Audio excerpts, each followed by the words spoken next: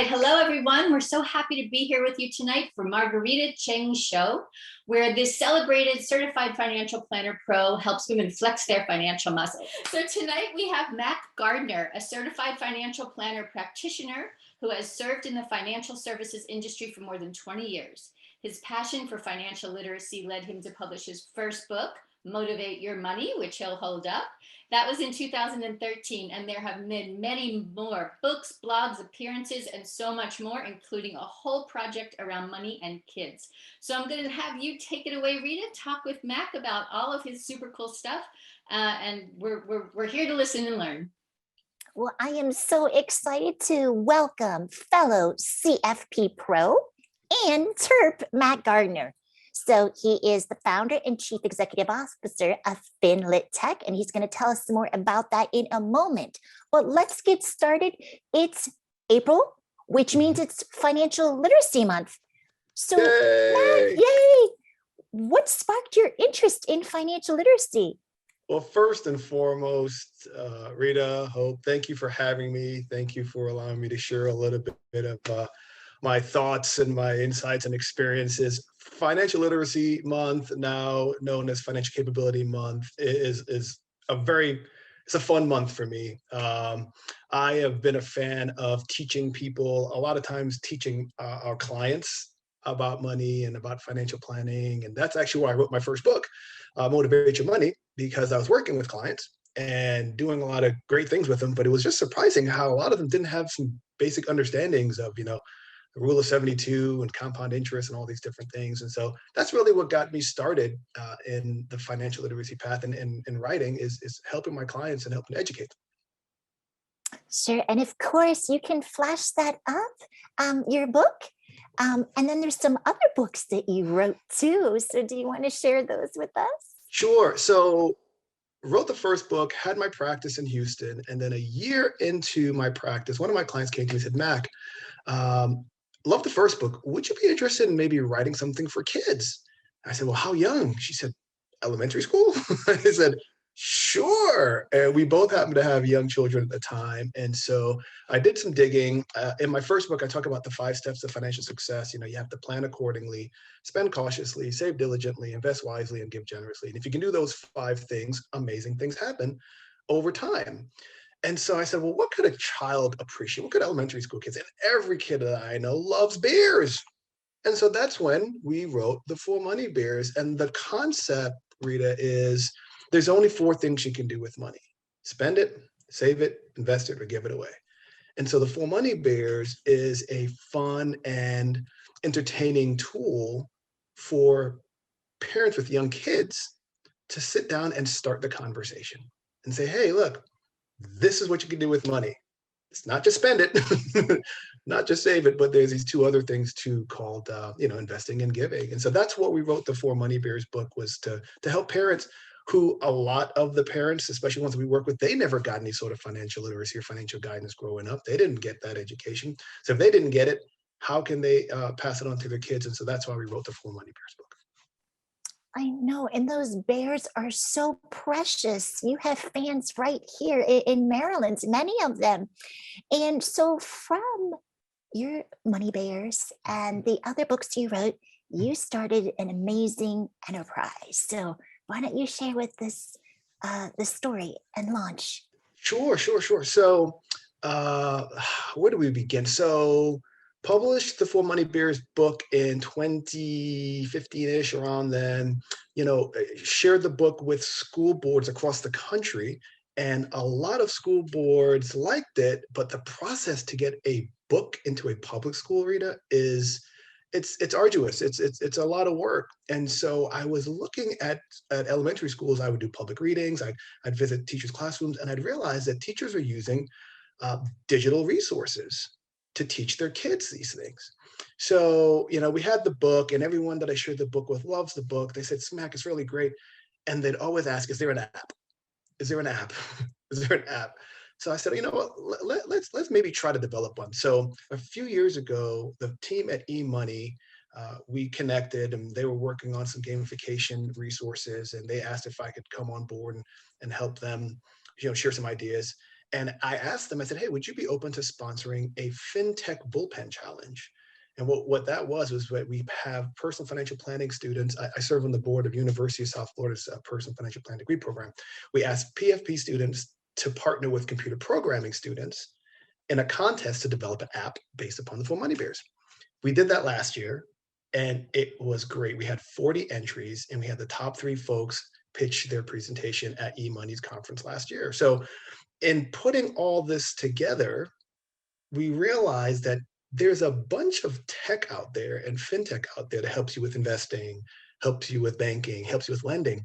But there's really not a lot of stuff out there, Rita, that help you with teaching you about money and what needs to be done. And so that's when we started Finlit Tech. And our mantra is to build a bridge between financial literacy and financial technology, because technology is what we really believe is going to be able to scale and really, really help people in a very, very big way. Sort of democratizing financial literacy is through technology. Absolutely. And you and I are both certified financial planners, right? CFP pros. And CFP board talks a lot about, awareness and access and authority, right? Yes. And these are all really important, which this is a good segue. So as we make things scalable, that means we can reach more people. And that's very important for our profession. So we talked about financial literacy, which I actually prefer financial capability, and that's important for financial inclusion.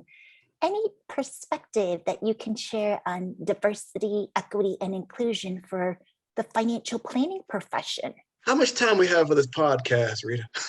Well, we're going to invite you back because I feel like we could have a whole series on that, right? So I tell you what, you are so correct. You're 1,000% correct. So here's what, when I wrote the 4 Money Bears book, I intentionally made 2 of the boys bears and 2 of the bears boys and 2 of the bears girls intentionally. I also intentionally made them various shades and various colors as a very, very not so subtle nod to the need for more diversity and inclusion in our industry. And just when it comes to educating folks. So here's what it is. I truly believe, Rita, in my heart of hearts, that all we are at the end of our days is a collection of stories. That's it. Our kids, Rita, our kids will hear the stories of what can be done with money and IRAs and 401ks and stocks and bonds and all those neat things. Our kids will get those stories. A vast majority of children won't get those stories. And if you happen to be in a socioeconomic neighborhood or an area that you're not getting the resources from that city, there's a even smaller chance that you're going to get those stories about managing money and investing and all these different things. So what we were hoping to do with this 4 Money Bears book is to bring more awareness to children at an early age for the need to manage their money. And a neat byproduct of that, Rita, is that if all of a sudden you know that this is something that people need, it can all of a sudden become a career choice. Hey, there are people that's what they do. They help other people with money. These folks are called certified financial planners. And so if we can get more young people, more women, more people, more kids of color, just aware of the need to manage their finances, then it could be an awareness that this can actually be a career choice. And so we can knock out a few birds with one stone. No, absolutely. I mean, I love that. It is about awareness of not only what we do, but that this is a viable career for people to pursue. And then what trends do you see that impact, it can be both positive and negative, that impact our profession? So the big one that I'm seeing is technology. It's not going anywhere, and it changes so quickly. A lot of times, folks will ask, "Hey, Mac, I know you're working on some really neat apps for your for your book and helping to create these resources to help people understand money and learn about personal finances." They'll ask, "Well, what other resources are out there?" So, there's Junior Achievement, folks have heard about. There's Jumpstart, which are great organizations too. But from a financial literacy technology perspective, there's a great story. It's a company out of Atlanta called Greenlight. You may or may not have heard of them, but it's neat because what they've created is an app that's connected to a kid's bank account, debit card. And this app can help with budgeting, can help with delivering allowance. And so that's how it started. 2 of my 3 children have these apps, and you can put the picture on. It's really neat. But what they're now entering into this space of investing. So to be able to allow kids through their parents to have conversations about investing. And think about it. If you can start a child, because, Rita, we talk to our clients about, it's not about timing the market, it's about time in the market, and the amount of time that you have to let your money work for you. Can you imagine if you have a child, a 5, 7, 10-year-old child that starts to build an investment portfolio from that age, and the amount of runway they would have to be able to let that money grow? That would be amazing. Without question, a lot of people have said, well, we need to get people to save more. That's true. But you know what? We need to get people to start saving earlier. Imagine if you have a time frame of 70 years to fund your retirement, right? Yeah, you wouldn't have folks relying on Social Security or necessarily relying on a lot of these government resources, because if we educate folks and show them the tools that need to be done. Now, here's the thing, as CFPs, we know there are 3 big issues when it comes to folks who are saving for retirement right now. 1, you got to know how much to put away, right? 2, you got to know how to manage that money you put away. And 3, if you're lucky to have a pot of money, you got to turn that money into income. That's got to last your lifetime. So those are 3 very, very big things. But if we educate folks from an early age and show them that there's only 4 things you can do with money, it's not just running to Target, as it says in the kids' book, and running to the toy aisle and buying a bunch of toys. It's okay. Once you get this money, you've got some options. You can save some and start this, put some in your piggy bank. You can also do this neat thing called investing and invest some of this money so that it works for you. I tell folks all the time, a little Mac nugget: your money can work harder for you than you can ever work for your money. So if we start getting young people in this mindset to have their money working for them from an early age, a lot of cool things can happen, in my perspective. Well, absolutely. Do you have any more Mac nuggets for us? One that I like, you can't eat tomorrow what you didn't plant yesterday. I would share that with clients all the time. The financial planning process is a long one. It's a lifetime if we're lucky. And you have to start planting seeds for success very early. You can't all of a sudden be in your 50s saying, oh, I need money for retirement. It's like, it's kind of tough. You should have started that process a few years ago. So you can't eat tomorrow what you didn't plant yesterday is one of the mantras I try to live by.